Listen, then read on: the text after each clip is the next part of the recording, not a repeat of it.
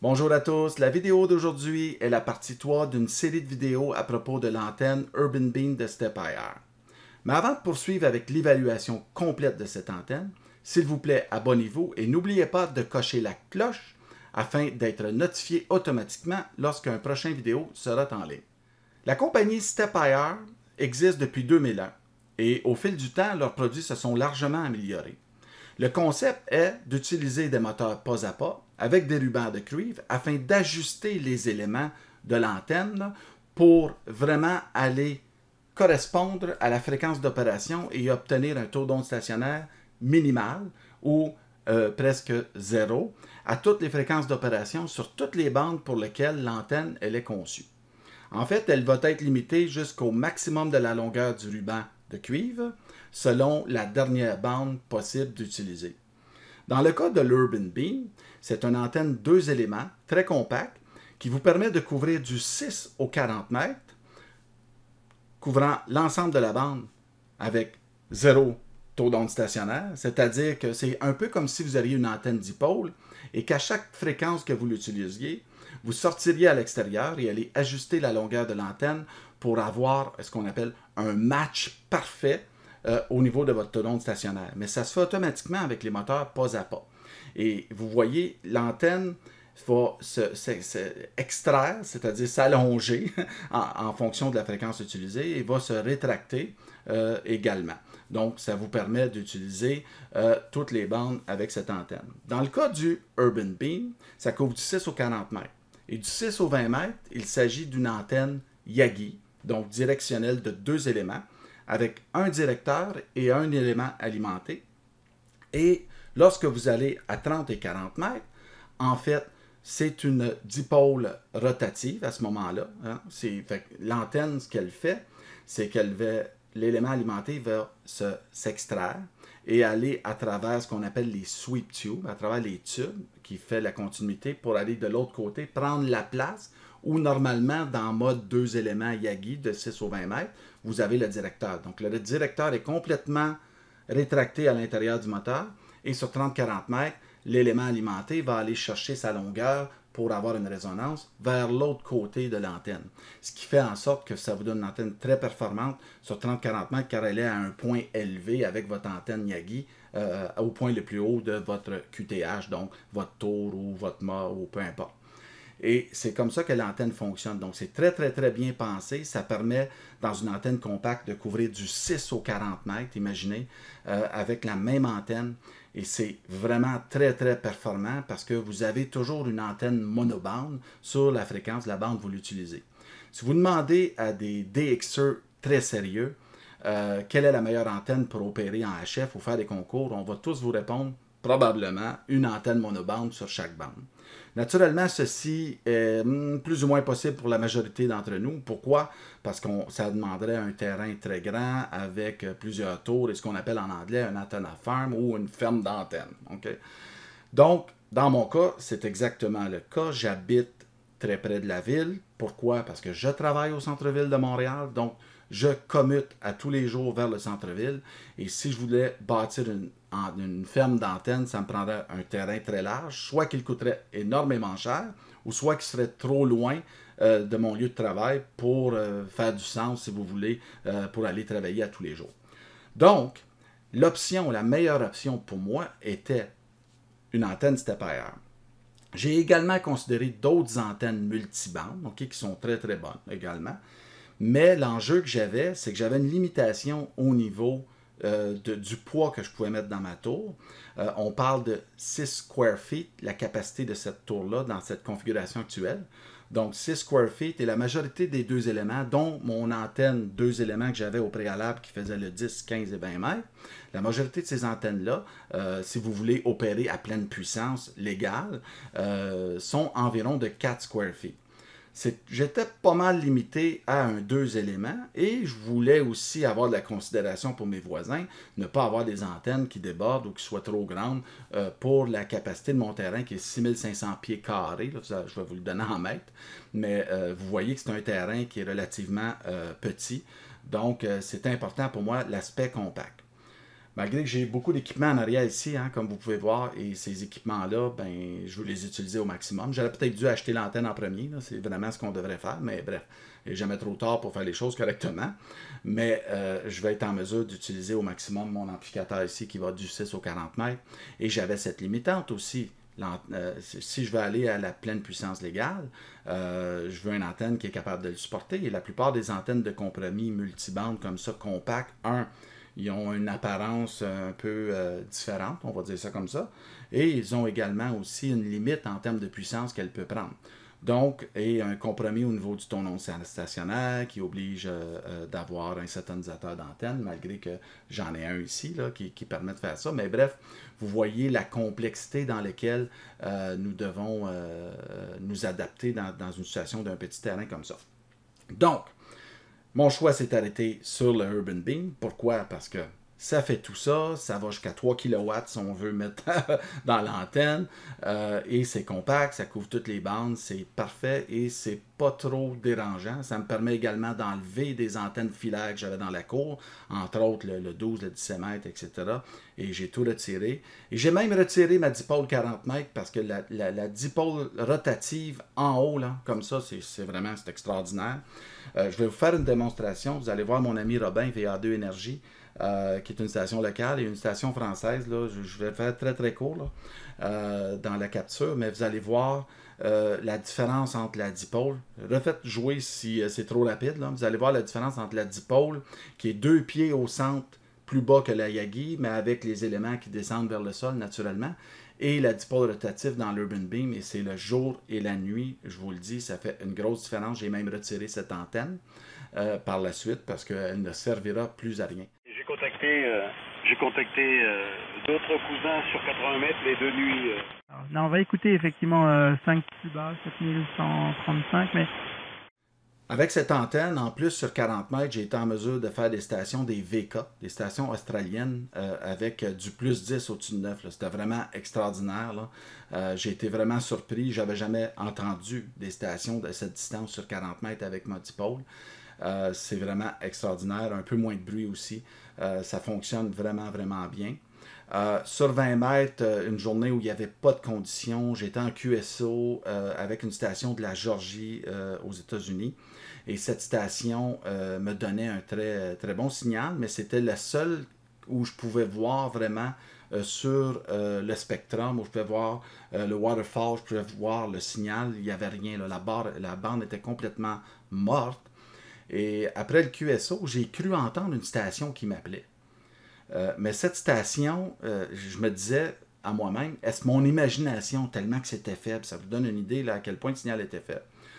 J'ai demandé à la station de continuer de transmettre au cas où. Et j'ai commencé pour que je puisse vraiment orienter la Yagi dans sa direction et augmenter le signal et comprendre ce que la station me disait.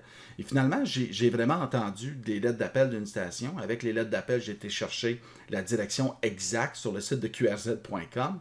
Et j'ai tourné la Yagi, je l'entendais. Et par la suite, ce que j'ai fait, c'est que j'ai joué avec les paramètres du contrôleur, okay, pour augmenter le gain face à la station et réduire l'angle, si vous voulez, de l'antenne. Et j'étais en mesure d'obtenir S7 et un signal confortable à utiliser pour avoir un très très bon QSO avec la station. En fait, on a parlé environ 45 minutes à 1 heure environ ensemble et c'était extraordinaire. J'étais vraiment surpris. J'aurais dû filmer cette situation. Malheureusement, je n'ai pas été en mesure de le faire. Je me suis fait prendre au jeu dans le DX, qui est difficile. La semaine passée, c'était le contest qu'on avait là, dans la fin de semaine. J'ai pris quelques captures, les conditions étaient bonnes. Et à un point où je montrais à ma femme vraiment la performance de l'antenne. Donc j'étais vraiment tourné vers l'Europe et j'avais beaucoup d'interférences. Et ce que j'ai fait, et je voulais entendre une station qui était complètement à l'opposé, qui est une station VE4 qui est complètement à l'ouest de moi.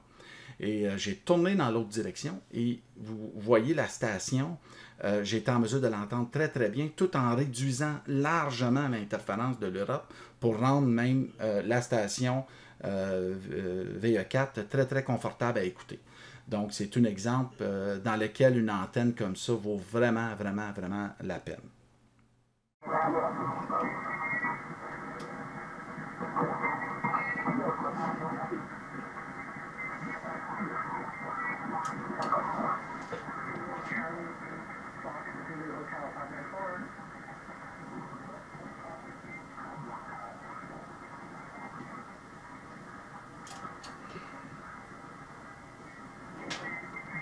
If you're on the East Coast, you're probably 5, but it should be 4. Like there's a line on the map. So, you want me to put you down as a 5?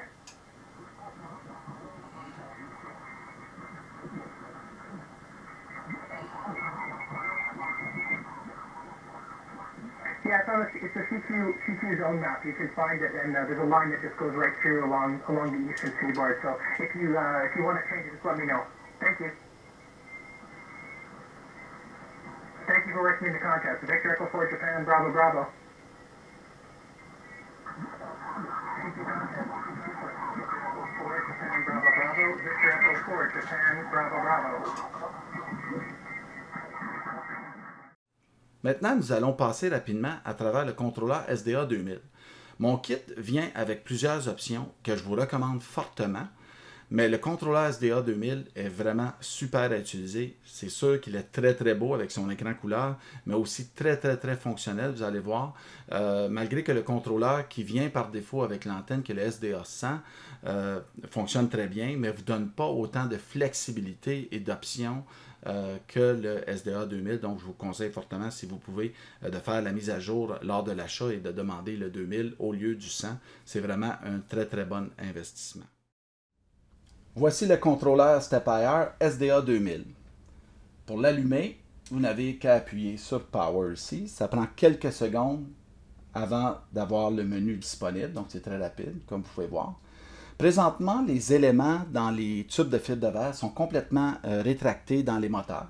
C'est la position la plus sécuritaire. Si vous avez par exemple du verglas, comme on l'a souvent ici au Québec, ben à ce moment-là, vos éléments sont protégés et les tubes de fibre de verre sont en mesure de vraiment en prendre beaucoup là, au niveau de la charge, fait que c'est aucun problème. Mais il n'y a aucun problème, selon StepIR, de laisser les éléments aussi dans les tubes là, quand ce n'est pas utilisé. Personnellement, je préfère les rétracter. Okay? Je cherche le mot français pour rétracter, mais je préfère vraiment l'avoir les éléments bien rangés par précaution. Mais ce n'est pas obligatoire. Pour changer de bande, vous n'avez qu'à appuyer sur un bouton bande comme ceci. Vous voyez que présentement, les moteurs sont en fonction, les éléments sont en mouvement dans les tubes de fibre de verre parce que vous voyez que la bande ici, elle clignote et vous voyez le clignotant ici qui clignote entre vert et orange, vous avertissant comme quoi que l'antenne est en mouvement. Il est préférable de ne pas transmettre quand l'antenne est en mouvement. Surtout pas à haute puissance.